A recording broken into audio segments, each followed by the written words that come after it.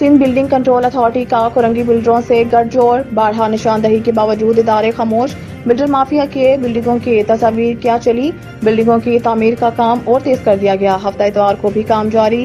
Sindh building control authority کے inspector کی ملی بھگت سے تمام معاملات طے کیے جا رہے ہیں۔ کچھ روز قبل پنجابی سوداگر دہلی کے صدر سلیم فاروقی کی جانب سے ترقیاتی کاموں کو ان کی پریس کانفرنس میں بتلایا گیا، لیکن شاید وہ 31G، 31B، 31A اللہ والا ٹاؤن میں کی جانے والی غیر قانونی تعمیرات کا ذکر کرنا بھول گئے، جو اس وقت پنجابی سوداگران سوسائٹی کی بدنامی کا باعث بنے ہوئے ہیں۔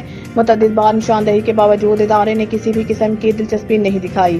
ایکس جے نیوز کے رپورٹر محمد احسن کی رپورٹ کے مطابق ذرائع سے معلوم ہوا ہے کہ deputy commissioner Korangi, encroachment team, KDA اور SPCA کی ملی بھگت سے 5 سے 6 منزلہ عمارتوں پر تسلی سے کام جاری ہے۔